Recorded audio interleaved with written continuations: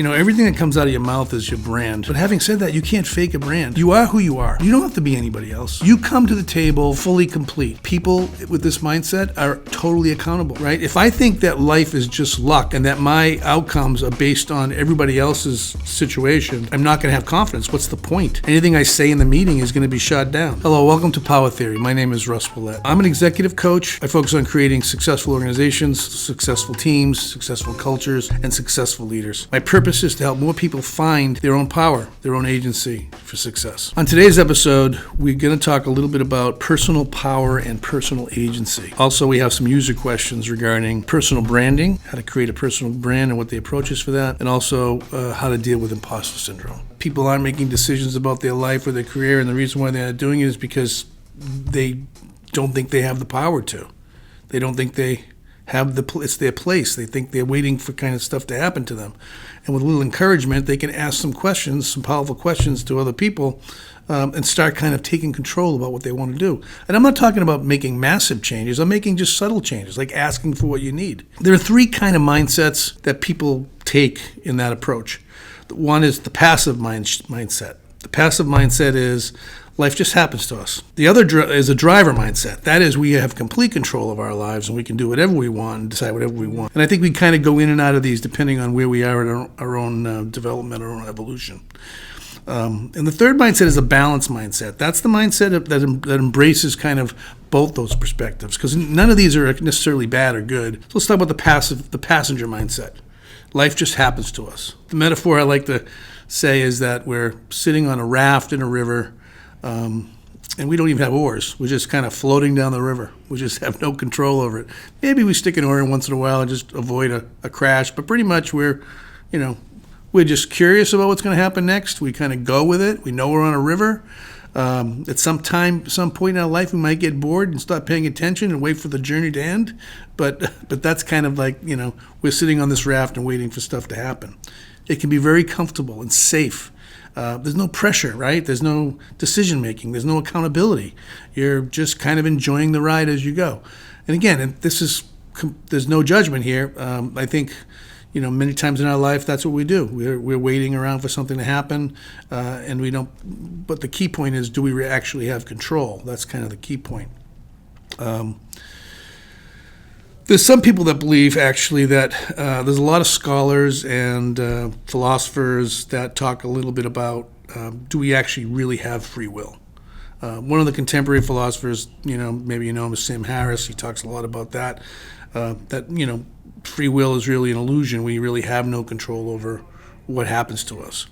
And the theories goes like, we have no control over what country we're born in, what our race nationality is going to be, who our parents are, what neighborhood we live in. Like these things we're kind of brought into, right? We're just, we arrive here. And those things actually will make a difference in outcomes, life outcomes, especially if you're, a passenger on the raft, right? That'll happen. And the theory is that, that and then the greater society, politics, our country, society, politics, all of those things are kind of already on a path. Now, personally, I actually subscribe to this theory a little bit. Let me just explain. At a macro level, and I've always said that I think that, human beings, evolved a certain way. Why else are there pyramids on, two different continents? Both the Aztecs and the Egyptians have pyramids.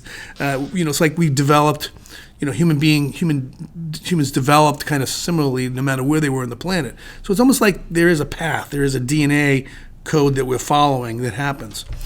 At a less micro level, I think about, human beings. Would we have passed through the Industrial Revolution? Probably. Would we have passed through different forms of government? Would we have passed through slavery? Would we have passed through the Crusades?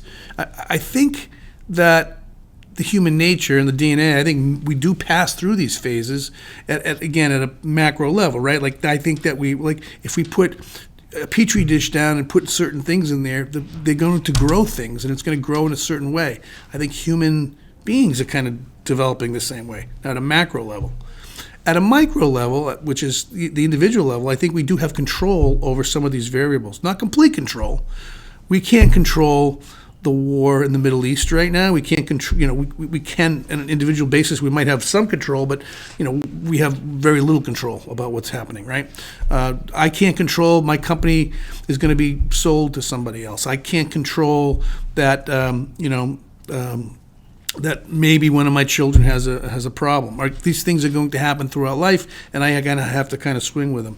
But, having said that, I do think that there is a certain prescription for our life, being our DNA, our environment, so on and so forth, that's guiding in a certain direction. So that's kind of the passenger mindset, right? That's the belief. What's the use? Why bother? Why get motivated? Why have goals? Why have ambitions, right? Life is just luck, right? It's just something that happens to us. We have no control over it. And these are components, by the way, of people being confident. Right? If I think that life is just luck and that my outcomes are based on everybody else's situation, I'm not going to have confidence. What's the point? Anything I say in the meeting is going to be shot down. If I don't get that promotion, it's because someone else, did that to me. And I'm never going to take accountability or responsibility for what happens. Again, this could be a safe place to be. If I don't get that promotion that I wanted, it's easy for me to say, well, you know what? They always were going to give it to the other person anyways because he went to a certain school.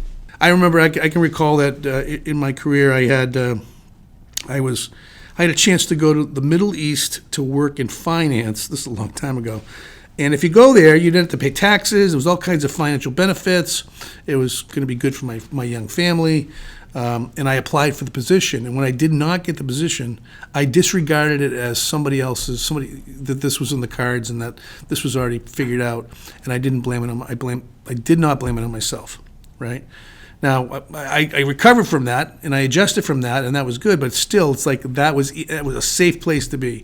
I could sleep at night. I didn't have to worry about it. I could move on. We have no motivational goals. We have a crisis of confidence. We're not accountable. We blame other people. Let me just tell you a story about a real person. Let's call him John. John was working for a company in finance. He was doing he went to a good school, relatively good. He was a good worker. He worked hard. He, stayed late every night. He did everything they asked him to do. He was like a soldier for the company. Really, really dug in and did everything. But when he didn't get that promotion that he wanted, he blamed everybody else. He blamed everybody for the challenge. He was a white man. I mean, he could go on and on. He had all kinds of excuses of why he didn't get the position. But when you ask him what he really did to get that position, he said, "I did everything I was supposed to do." Well, that's not really the prescription, right?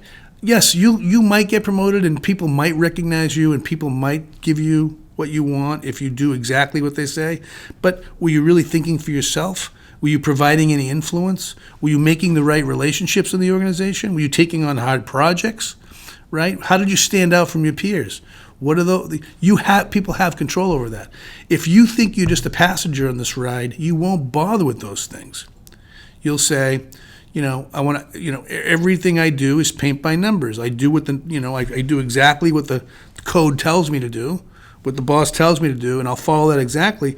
You'll be pigeonholed as a very good employee with no influence.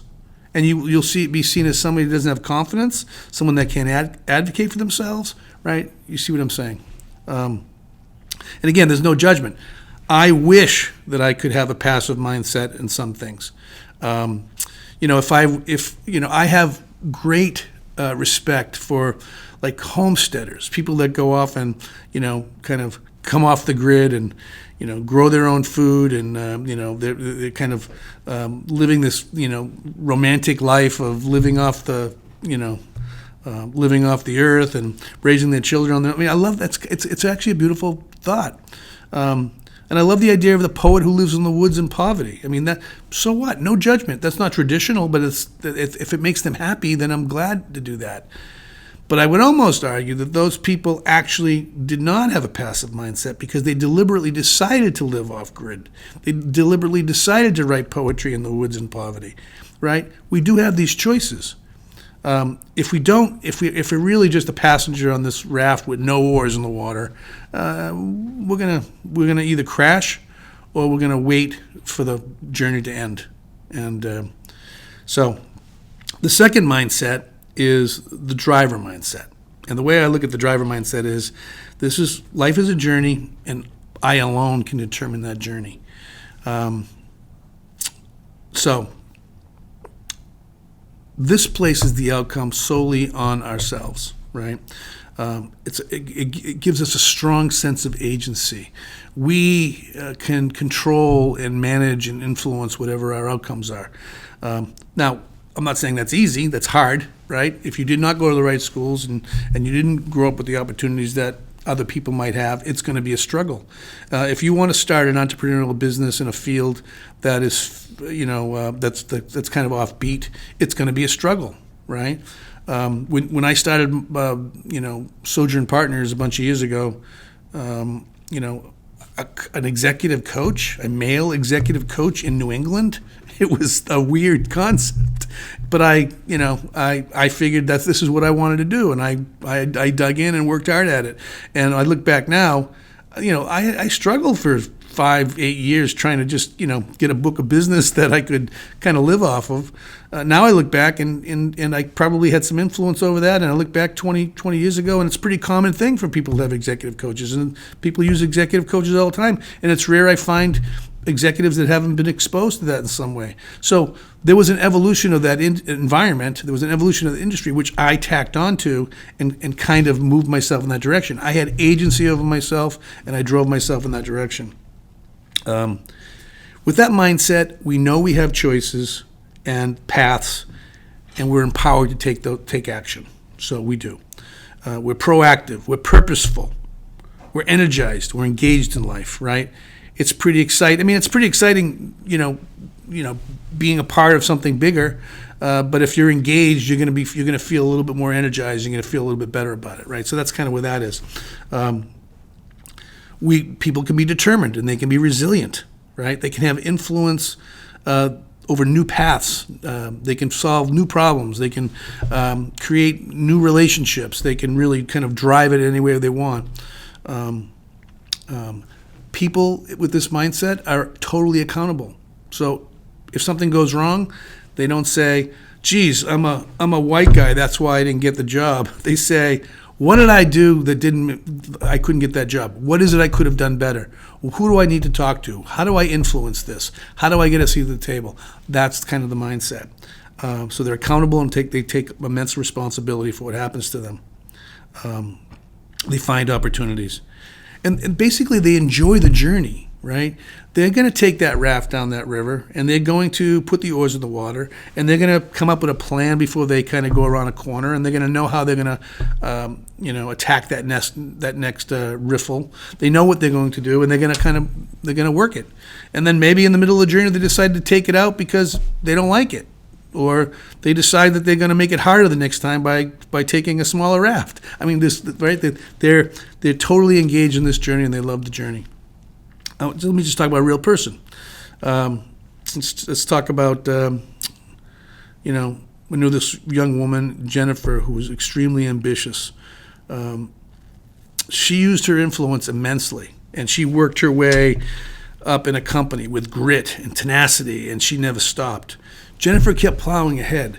But in the river metaphor, when there were forks of the river, she was so adamant that this certain direction was the way she needed to go, and she didn't see these kind of forks coming off the river.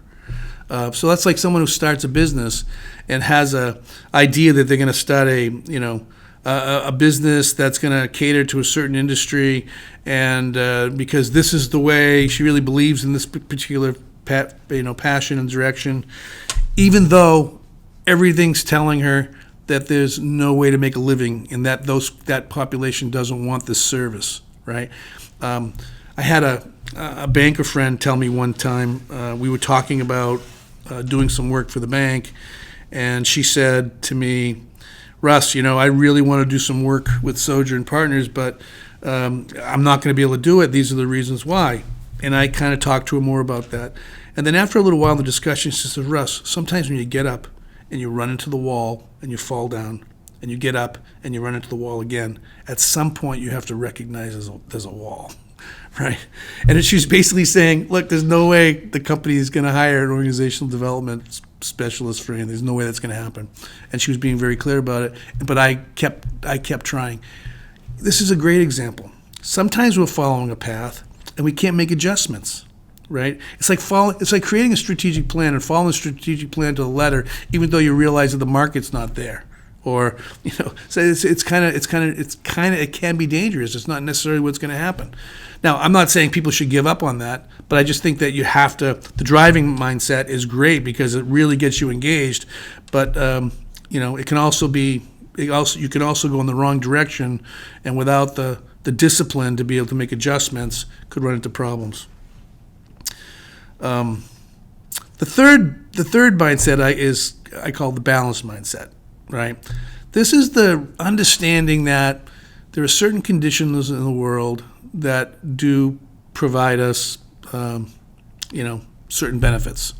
We're born in a certain place. We go to certain schools. We work in a certain industry, and there are certain, factors that we have on our side regarding certain things. It could be that we, have a great talent for something, whatever that is. We recognize we have those things, and we have some control over that. But we also recognize that we live in a greater environment with lots of things happening all around us all the time, and that we have to have senses attached to that environment. So we might not change the direction of the war in the Middle East, right? But we can probably have an influence. Maybe we can get our favorite nonprofit to donate money towards, helping refugees. Or maybe there's certain things that we can do, but we need to be sensitive to what it is we can do. The best example I can give for this is I had a client, who turned out to be just a great friend, and I was with him for a long time, up until he sold his business. And we would be sitting there talking about a challenge, and I'm all about agency. I'm like, Matt, take control of this situation. You got to make this change. You got to be able to do this thing. You got to dig into that. And Matt would always, when it got a little stressful, he'd say, Russ, I'm going to wait. I'm going to sit on this and let the universe tell me what to do next. I'm like let the universe tell you, okay. And I trusted him, so I was like, okay, let's wait. And then I'd meet him 3 weeks later, and he would say, guess what happened? This is what happened. Somebody walked into my office. Something happened with the staff. Something happened with the customer. Something happened that made it clearer to him what decision he needed to make, and then he made the decision. So he was passive in a way. I'm on the river and I'm floating, and I'm just going to sit here for a little while until I see what the next thing that's going to happen, and then I'm going to react to what that next thing is. So that's really the way we have to look at it. This is what I believe. We have conditions. We're playing a game, right? If we're playing a game of cards, there's a set of rules. The rules are we can only play trump cards. We can only, whatever the rules are, whatever game you're playing, there's rules, and we engage in that game. And we don't really know what the outcome's going to be, but we play the next card, we play the next hand, we take the next trick, right? We play. If we play with partners, we don't know what to expect, what things are going to happen, and we enjoy it. It's fun. We look forward to it. Now sometimes we lose, and what do? We play another game. We play another hand, right? But sometimes we might decide, well, maybe we should be playing a different game, right? Let's play a different game. Let's play a game that's more fun. Let's play a game that's more attuned to my values and what I want to do. That's the way we have to, kind of look at it. If you're an employee sitting in a company and you're doing really well and you're really working hard and you don't speak up for yourself, you're not actually playing cards. You're not even on the river. Right? You need to engage in that. You need to ask for what you want. You need to advocate. You have actually more influence than you think. Anytime I've been in a situation when someone says to me, I don't, I haven't talked to my boss about that new promotion. I'm like, well, why not? Well, because I respect him too much, and he'll know what I need, and he's looking out for me. And I'm like, how does he have any idea? Right? Like, how does that person have any clue that you want that? Now, maybe they do, maybe they sense it, but you're not speaking up for yourself. So I encourage them, go talk to them, tell them what your wishes are. Start out by saying all the things you said to me. I respect you, I respect the company, I want a long career here, but you know what? This is what I'd like to do. I would really like to learn and grow in this position. What's that person going to say? They're going to say, fantastic. Right? If they don't say that, if they say, well, we didn't really think you cut out for it, well, that's good information too. Like, it's all good information. You've played your hand, and you got feedback, and now you know how to readjust. The primary message is your agency that you have exists just like just like you exist, just like you exist in that company, just like that company exists in a different environment. You have agency. You are a player in that game. You can decide just to kind of go with it and be happy with that. And again, no judgment. That's also a good place to be. Or you could fully engage with it, really enjoy the journey, fall down a couple times, scrape your knees, and have a little fun. And you can always make adjustments. You can always shift and change. All of my experience tells me that if you are engaged and you know who you are, and you're humble enough to know you have to learn, and you show that you have your own personal agency and your personal power in a humble way, in a proactive way, in an ethical way, you're gonna be extremely successable. You've got a user question? Yeah, what is it? So the question is, I often struggle with imposter syndrome, especially when I have to advocate for myself, and I would like a promotion. How can I overcome this feeling of not being good enough? Well, that's right. Who hasn't had imposter syndrome? I'd almost argue that if you've never had imposter syndrome, you may be higher on the narcissistic scale. Most of us, and what's the imposter syndrome going to do? It's like the lawyer in your head telling you you're not good enough. You have no personal agency. You have no control of the situation. Mind your own business. Keep your nose clean, right? Which works up until up until a certain age or a certain, as the DNA grows in the petri dish, right? It works for a certain period of time, but at some point you have to turn it on. The imposter syndrome, the way to think about that is, you are who you are. You don't have to be anybody else. You come to the table fully complete. Now, you might be complete as a 25-year-old with a college degree. You might be complete as a 40-year-old with a master's degree. You might be complete as a 60-year-old with some limited experience in a certain field. It doesn't matter. Whatever your situation is, you're complete. And that's what you offer. If you advocate or you take a job that you're not qualified for, so you might have a little imposter syndrome, right? Maybe you shouldn't have lied taking that job, And I think, and I don't think that should hold you back. I think you can be honest about that. You can be honest about saying, I have certain amount of experience, but I don't have any experience in this industry. But I can learn that. I do. This is what I do have for experience. This is what I do, right? It's almost like we make contracts with people about jobs and assignments and things like that. I have to tell you that most people that get promoted into a senior job, the first thing they say to me is, they're going to find out that I'm not prepared, I'm not qualified, I don't know how I got this job. Like there's a sense of imposter syndrome. Everybody has it. And I say, well, go into the world and, do your thing the best you can and see what happens after 2 months.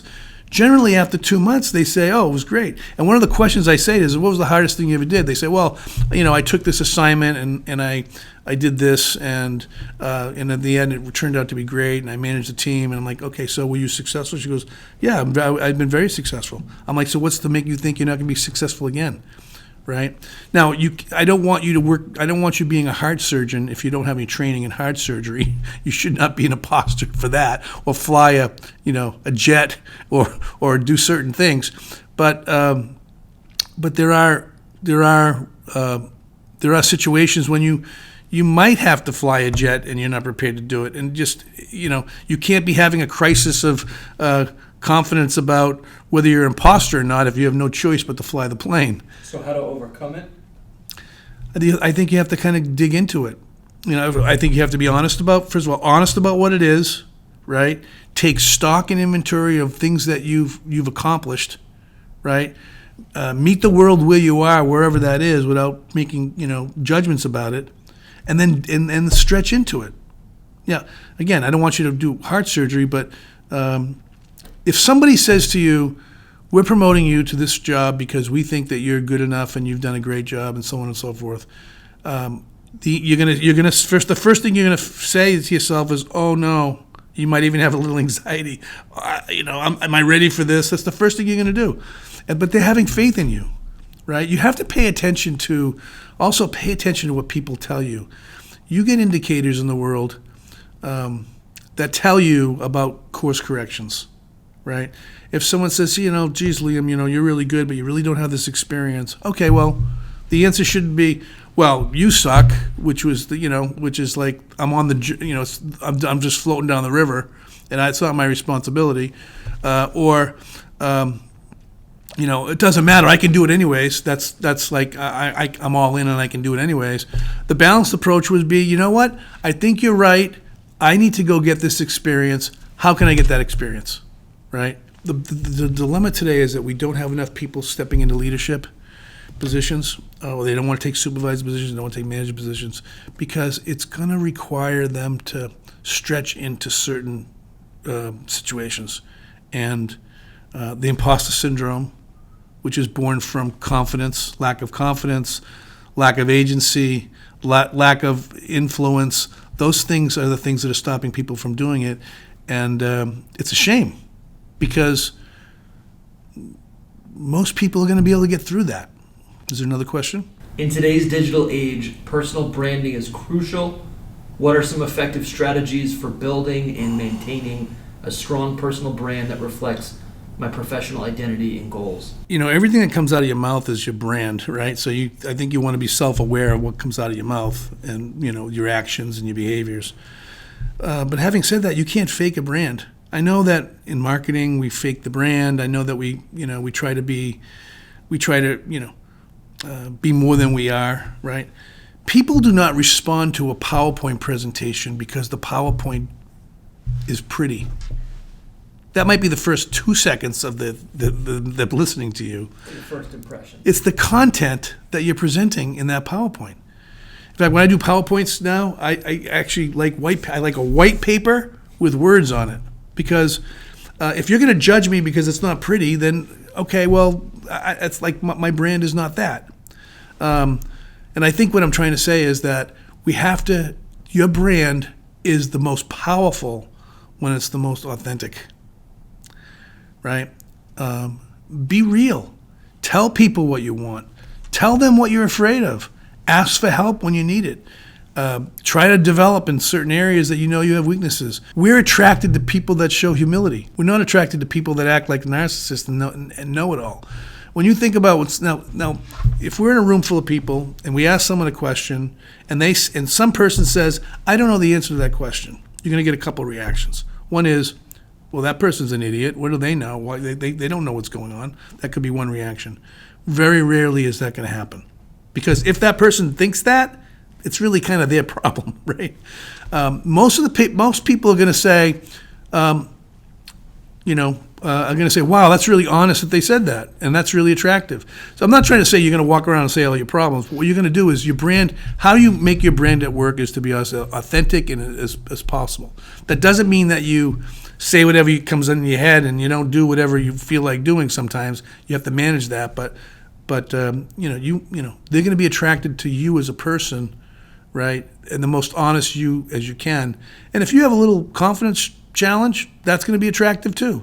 If you have any questions about this, you can email me at russ@sojournpartners.com. Also, if you're interested in the newsletter that we produce, give me a shout. We'll get you on the newsletter list. Follow along as we continue this journey to create personal power. Thanks.